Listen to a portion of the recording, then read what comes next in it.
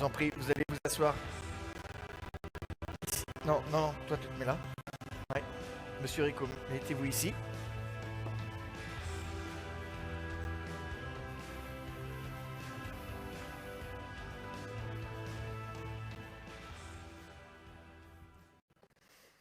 Bon, Jacques Rico, merci de conclure cette première demi-journée. J'allais vous demander, mais finalement, la première question, c'est que diable allez-vous faire dans cette galère? Vous êtes spécialiste des questions d'éthique, vous êtes l'auteur de plusieurs ouvrages, études sur l'humain et l'inhumain, penser la fin de vie, l'éthique au cœur des choix de société. Et puis voilà, 2021, vous éditez, vous publiez ce livre, Qui sauver l'homme ou le chien? Déjà, vous êtes dans la provocation, et sur la dissolution des liens entre l'homme et l'animal. Alors, qu'est-ce qui vous a lancé dans cette aventure? Alors, est-ce que c'est l'émergence des mouvements animalistes, ces vidéos qui circulent? Qu'est-ce qui est à l'œuvre? Qu'est-ce qu'un spécialiste des questions d'éthique vient faire dans ce débat sur l'agriculture et nos relations avec les animaux? Oui, Mais ça marche, vous inquiétez pas. vous avez raison de poser la question sous cette forme. Qu'est-ce que je viens faire dans cette galère? En effet, je m'excuse auprès de l'auditoire, il est vrai que c'est un décalage que vous avez eu, l'imprudence de proposer en m'invitant ici.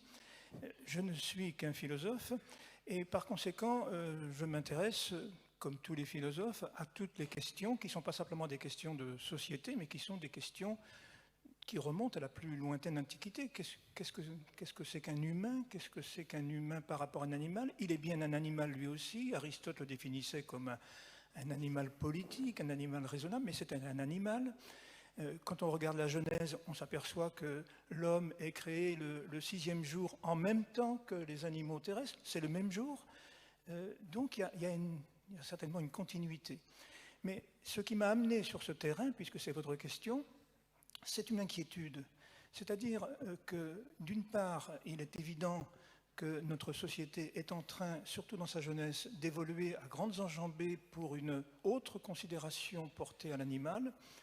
Et en même temps, évidemment, le philosophe que j'essaie d'être s'inquiète sur ce que j'ai appelé donc la dissolution possible des frontières entre l'homme et l'animal. Alors justement, il y a deux termes qui sont apparus, c'est spéciste et antispéciste, avec cette idée que finalement, l'homme serait un animal comme les autres. Alors, avec y compris des arguments liés à la génétique, on aurait 99% de gènes communs avec le chimpanzé. Alors, sommes-nous un chimpanzé comme les autres? Nous avons 1,23% très exactement de différence génétique avec le bonobo, le chimpanzé le plus proche de nous. Et certains en déduisent que nous sommes à 99%, comme vous venez de le dire, des animaux comme les autres. C'est complètement idiot. Il vaut mieux le dire tout de suite et s'appuyer sur les meilleurs spécialistes. Je pense à Alain Prochiance qui a enseigné au Collège de France cette discipline et qui nous dit toujours, mais d'accord, mais ce 1,23%, il ne tombe pas n'importe où et il a des effets démultiplicateurs. Parce que si on veut aller dans cette direction, eh bien, à ce moment-là, il faut convenir que nous sommes des mouches à 60%, et même que nous sommes des bananes, figurez-vous, à 40%, puisque nous partageons de l'ADN avec les bananes, avec le riz, enfin bref. Vient un moment où ce type d'argument est vraiment déloyal, et en tout cas non scientifique, ça c'est incontestable, et c'est une des choses sur lesquelles je me suis penché quand j'ai voulu réfléchir à cette question du rapport de l'homme et de l'animal. C'est un peu agaçant parce que, je ne veux pas citer son nom, mais un journaliste très célèbre, très réputé, a écrit un petit livre qui s'appelle « L'animal est une personne ». À aucun moment il définit la notion de personne dans son livre. Mais il insiste avec beaucoup d'aplomb sur ce 99%. Voilà, nous sommes, je ne sais pas, mais dans la salle, il n'y a pas 99% d'humains. Et enfin, ça n'a pas de sens de dire que, par exemple, le chimpanzé est à 99% journaliste ou philosophe ou éleveur, ou tout ce que vous voudrez. Ça dépend lesquels journalistes. Donc ce type de raisonnement, vraiment, ne tient pas debout. Ça ne veut pas dire que la frontière homme-animal est peut-être ce que l'on a cru trop longtemps une frontière absolument infranchissable. Il y a bel et bien une continuité, je n'en disconviens pas, et je consacre plusieurs chapitres à travailler cette continuité, mais il y a en même temps une discontinuité. Et si, évidemment, on n'insiste que sur la continuité, je crois qu'on va à l'aventure, au sens le plus malsain du mot, aventureux, quoi. C'est quelque chose qui ne va pas, quoi. Alors justement, sur cette continuité entre l'homme et l'animal, tout à l'heure Maximilien Rouher évoquait la question du cortisol, c'est-à-dire l'expression du stress chez l'animal. Dans l'expression de ces associations animalistes, il y a l'expression de la sensibilité en disant les animaux sont sensibles et ils souffrent, et les progrès de l'éthologie aussi nous permettent peut-être de mieux comprendre le règne animal. Alors, où va se faire d'abord, et puis est-ce que ces progrès dans l'éthologie, l'expression de la souffrance des animaux, finalement, est-ce que ces associations-là nous ont pas permis aussi de faire des progrès dans cette relation avec les animaux? Alors oui, mais on le sait depuis pratiquement toujours que l'animal est capable de souffrir, mais on le sait sans doute mieux depuis qu'il y a eu des dégâts, il faut quand même le reconnaître, dans l'élevage industriel.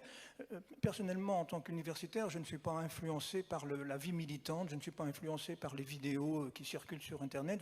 Je préfère toujours la réflexion posée, prenant du recul, à ces coups un peu trop médiatiques à mes yeux et qui n'encouragent pas nécessairement la réflexion. Mais il est bien vrai que nous avons une sensibilité nouvelle à la souffrance des animaux.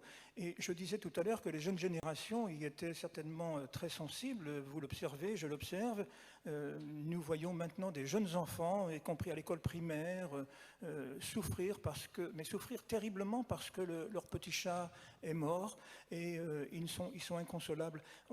On a changé de registre. C'est-à-dire que l'animal qui, jusqu'à présent, était un animal domestique au sens réel du mot, participant de la vie de la maisonnée, le domus, qui a donné son nom au domestique, voilà que l'animal n'est plus vraiment domestique, il n'est plus de la maison avec une place bien assignée dans la maison, il est devenu un animal non seulement familier, mais familial. C'est-à-dire que maintenant, l'animal, et ce n'est pas simplement d'ailleurs le fait uniquement des enfants, des adolescents, c'est le fait aussi des adultes, il est rentré dans des pièces ou autres de la maison où autrefois il n'entrait pas.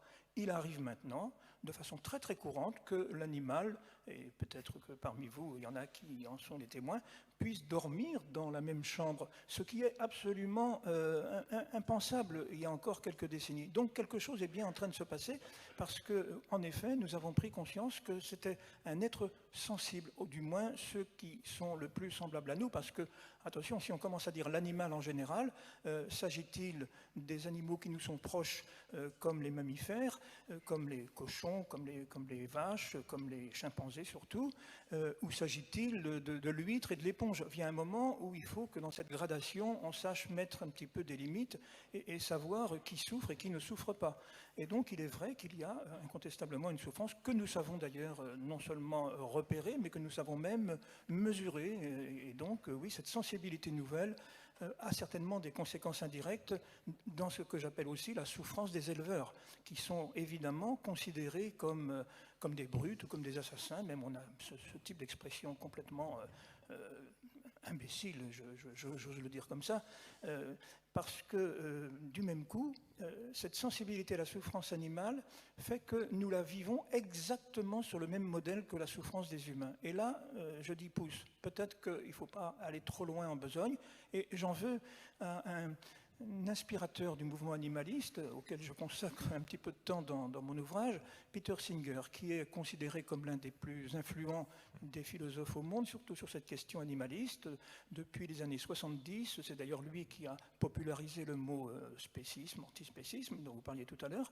Je lui en veux un petit peu parce qu'il est parti sur des bases qui me paraissent très malsaines, où il a considéré que certains humains, dès lors qu'ils étaient diminués, par exemple des personnes en situation de handicap, des personnes séniles même, c'est le mot qu'il utilise, sont moins des personnes, sont même des non-personnes dans son vocabulaire que des animaux évolués. Et la conséquence est redoutable, c'est-à-dire que nous devons plus de considération morale à des personnes animales, comme il les nomme, qu'à des non-personnes humaines, comme il ose les nommer. Il y a donc là des enjeux auxquels le philosophe ne peut pas rester à son tour insensible, si vous me permettez d'utiliser à mon tour l'adjectif sensible et insensible. Alors, dans ce débat justement avec Peter Singer, qui est un philosophe australien, qui est titulaire de la chaire d'éthique, spécialiste comme vous de l'éthique, à Princeton aux États-Unis, pour vous alors, dans ce débat, pour vous, où se situe la frontière entre l'homme et l'animal? Qu'est-ce qui caractérise l'homme?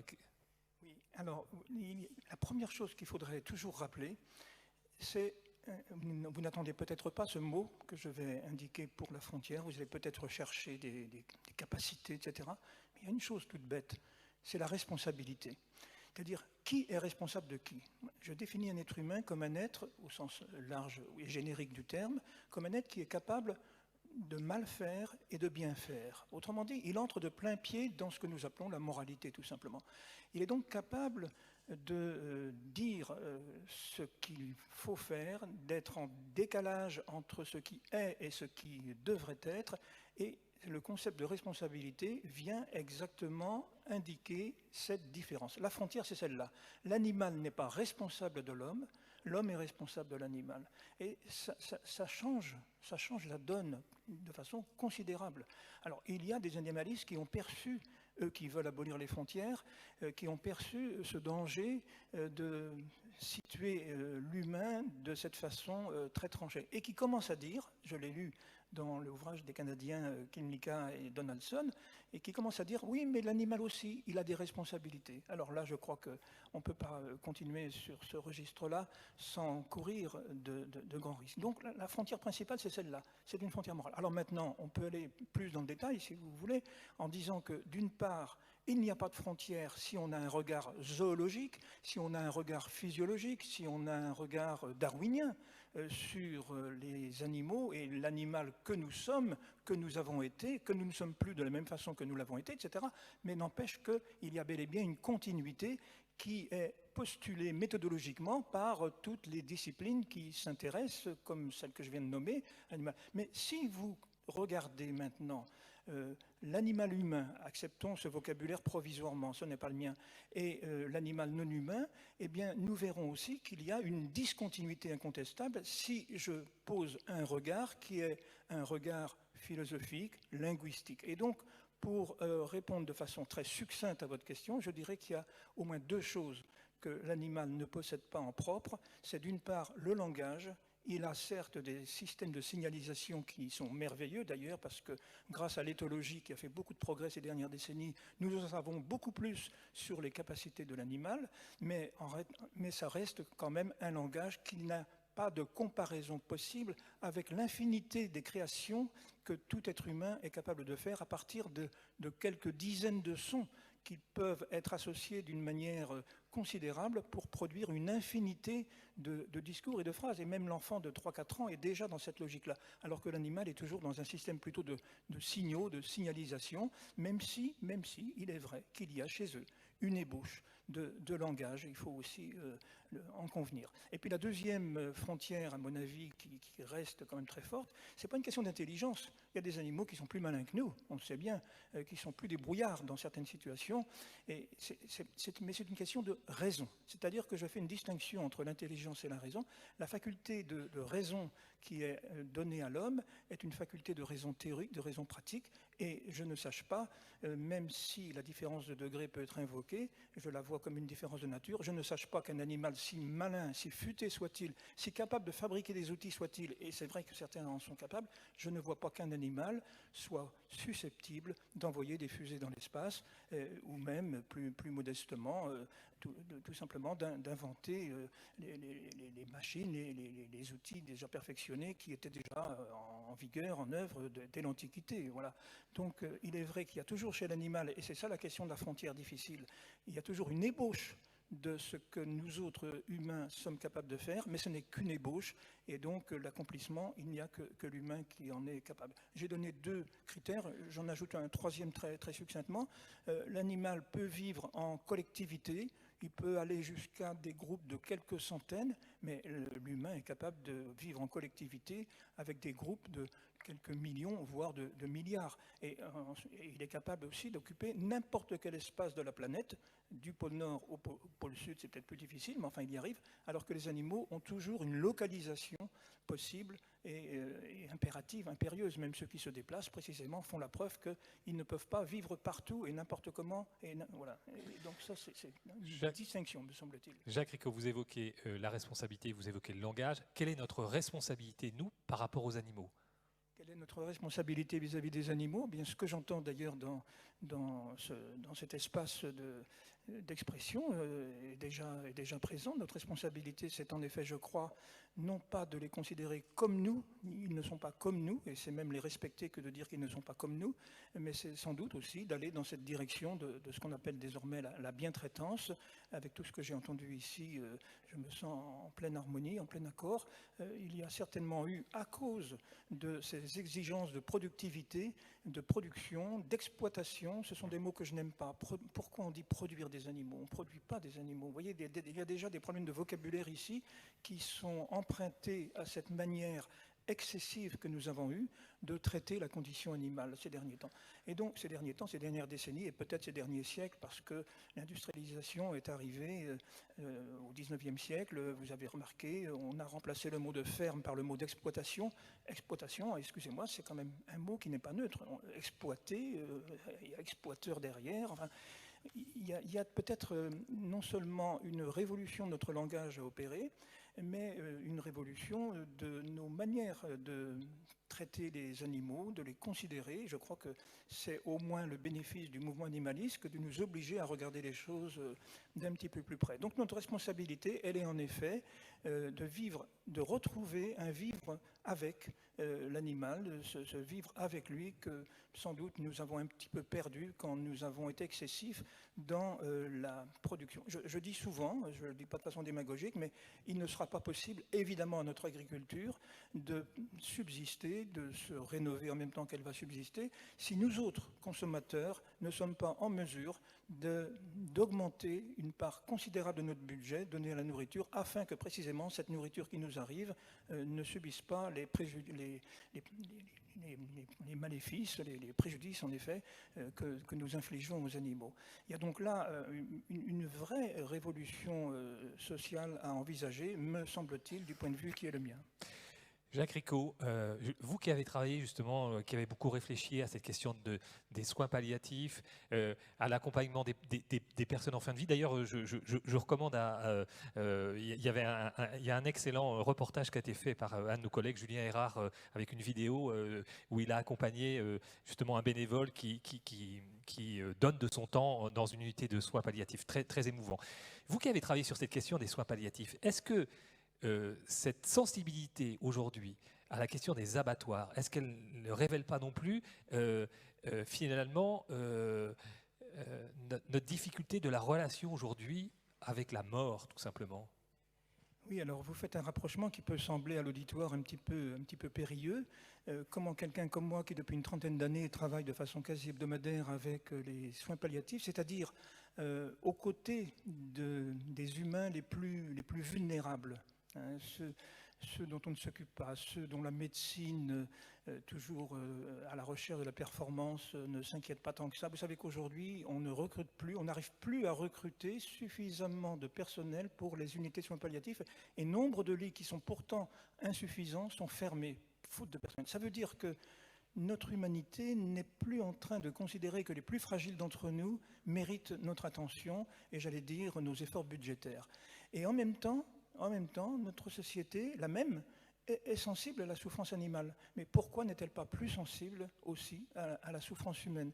C'est peut-être ça, la jonction imprévue qui a fait que j'ai accepté, mais je ne fais pas que ça évidemment, le philosophe est toujours un peu généraliste, j'ai accepté de m'investir un peu davantage sur cette question pour comprendre que il y avait un abaissement de l'humain chez Peter Singer, pas chez tous les animalistes, je m'empresse de le dire. Il y a même au contraire des travaux que je trouve remarquables sur le plan académique de personnes qui s'occupent précisément de la condition animale. Je veux citer ici Corinne Pelluchon, mais d'une façon générale, il y a, malgré ce qu'on en dit, malgré les précautions que l'on croit prendre, il y a une déconsidération de l'humain quand il y a une prétention à élever le statut de l'animal. Mais c'est dommage, parce qu'en effet, il faut bien modifier notre rapport à l'animal. Il faut bien le considérer, non pas comme notre égal, égalité de considération, dit Peter Singer, je ne le dis pas, mais il faut bien le considérer tout de même comme un être qui dit quelque chose aussi de nous, qui dit quelque chose de notre rapport au vivant dans son ensemble et aux vivants qui nous sont les plus proches, et donc évidemment aux animaux. Est-ce que vous diriez que remettre l'animal à sa juste place, en intégrant évidemment toute cette question de la sensibilité, c'est reprendre un chemin pour plus d'humanité ? Évidemment, vous avez eu la gentillesse de citer un de mes travaux d'il y a 25 ou 30 ans que j'avais intitulé Études sur l'humain et l'inhumain. Et déjà, évidemment, j'avais consacré un chapitre à la relation de l'humain et du non-humain, et donc de l'animal, en montrant qu'il y avait une relation, justement, et pas simplement une exclusion réciproque. Et donc, il me semble que si nous approfondissons bien le rapport que nous avons avec l'animal, nous allons mieux comprendre aussi qui nous sommes, nous autres humains, à la fois dans notre partie incontestablement animale, nous sommes des animaux, je citais Aristote tout à l'heure, et notre partie incontestablement non animale, avec tout de même cette différence. Excusez-moi de jargonner ou d'inventer un peu un néologisme, mais l'animal n'est jamais inanimal, il est toujours ce qu'il est, alors que l'homme, lui, l'humain, peut être inhumain. C'est une différence qui n'est pas à l'avantage et à l'honneur de l'homme, mais je n'ai jamais dit que l'homme était supérieur à l'animal, je dis simplement qu'il est responsable de la vie, il est responsable des autres humains, et il est responsable aussi, on le sait bien aujourd'hui, des systèmes de la nature qu'il a contribué à détruire, et il a cette responsabilité. C'est-à-dire qu'il peut monter très très haut, et puis il peut descendre très très bas. Ce que l'animal ne peut pas faire, l'animal est toujours ce qu'il est. Il n'y a pas cet écart dont je parlais tout à l'heure quand j'exprimais la différence sur le plan moral. Il n'y a pas cet écart entre ce qui est et ce qui doit être. L'animal ne se pose pas de questions. Voilà. Et donc c'est pour ça qu'il fait ce qu'il a à faire, ce qu'il pense devoir faire au moment où il le fait. Alors il peut avoir du recul, bien sûr, parce qu'il est malin, etc. Mais ça n'a rien à voir avec cette distinction fondamentale que seul l'humain est capable de faire, je me répète, entre ce qui devrait être et ce qui est. Et évidemment, ça peut être, encore une fois, pour le meilleur, mais ça peut être aussi pour le pire. Prochaines élections présidentielles, il est vraisemblable qu'il y ait un représentant du parti animal. Qu'est-ce que ça dit de notre démocratie ? Alors, d'abord, d'une façon générale, je trouve que lorsque l'on utilise, instrumentalise, oserais-je dire, une élection présidentielle pour une cause délimitée, déterminée, c'est toujours malsain pour la démocratie. Parce que vous pouvez avoir un candidat qui va, par exemple, représenter les automobilistes, voilà, qui peuvent s'estimer brimés dans la société. Bref, vous pouvez morceler ainsi. L'élection présidentielle, c'est quand même quelque chose de sérieux, où il doit y avoir une réflexion globale. Qu'est-ce que des animalistes vont nous dire, par exemple, sur la défense du pays, sur l'Europe. Ils vont trouver évidemment des biais pour le dire à travers le prisme de la réflexion qu'ils ont sur les animaux, mais ce n'est pas une réflexion globale. Donc finalement, c'est une manière d'utiliser un tremplin dans un régime comme le nôtre qui autorise assez facilement des candidatures aux élections présidentielles, et je trouve que ça c'est fâcheux. Je le dis tout net, hein, que l'on soit animaliste ou pas animaliste, je dirais la même chose. Il y a quelque chose qui ne va pas dans notre démocratie quand ça se passe ainsi. Mais cela dit, c'est quand même un symptôme. Alors je ne sais pas si la candidate déclarée, qui a déjà obtenu plus de 2% aux élections européennes, c'est-à-dire une place meilleure que celle du Parti communiste par exemple, et je ne sais pas si cette candidate qui s'est déclarée donc là obtiendra le même pourcentage, mais il est probable que les intentions de vote qui nous sont déjà communiquées vont dans un sens 2,5%. C'est un symptôme important. Ça veut dire que plus d'un Français sur 50 considère qu'il est capable de mettre son bulletin de vote indépendamment de toute autre considération pour défendre cette cause. Et vous avez vu comme moi que des personnalités du show business, des médias sont très sensibles à cela et vont donner leur soutien, et cela va certainement peser. Ça dit quelque chose de notre société. Ça veut dire attention, attention, il y a bel et bien une question animale qui se pose, qui n'est pas simplement qu'une question de bientraitance, mais qui est une question de statut de l'animal. Je ne me laisserai pas embarquer à titre personnel, parce que mon horizon n'est pas le véganisme.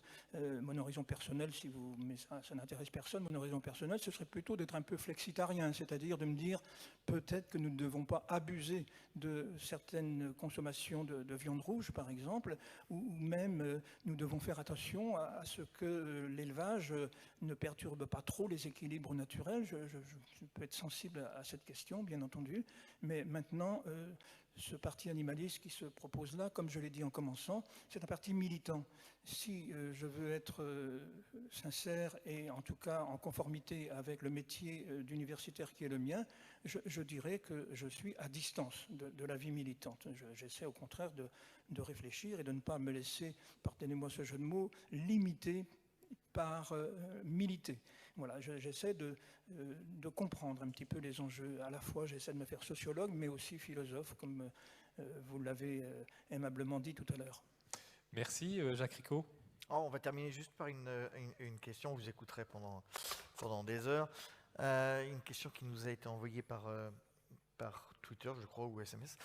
Que pensez-vous de l'affirmation selon laquelle, vous en avez parlé, l'intelligence est directement corrélée à la taille du cerveau, ce qui implique que les dauphins sont plus intelligents que les humains? Oui, alors peut-être que vous avez repéré ces derniers temps que justement on avait montré que le cerveau humain avait plutôt diminué dans son volume. La réponse, ce n'est pas à un philosophe qu'il faut poser la question, mais la réponse, il suffit de la prendre chez les spécialistes. Qu'est-ce qu'ils nous disent? Ils nous disent qu'évidemment, c'est la complexité de notre organisation neuronale, de nos synapses, qui va évidemment déterminer les capacités intellectuelles et pas du tout le volume. Parce que méfions-nous de ce genre d'affirmation, parce que si vous découvrez que par exemple le cerveau des femmes est légèrement moins volumineux que le cerveau des hommes, vous allez avoir beaucoup d'ennuis, messieurs. Donc il ne faut pas évidemment corréler les choses de cette façon, bien entendu. Je pense que la question se voulait un petit peu, non pas provocatrice, mais humoristique. Merci beaucoup, Jacques Ricot. Je rappelle le nom de votre ouvrage, Qui sauvait l'homme ou le chien, sur la dissolution des frontières entre l'homme et l'animal, aux éditions MAM. Merci beaucoup d'être venu sur la scène des Assises.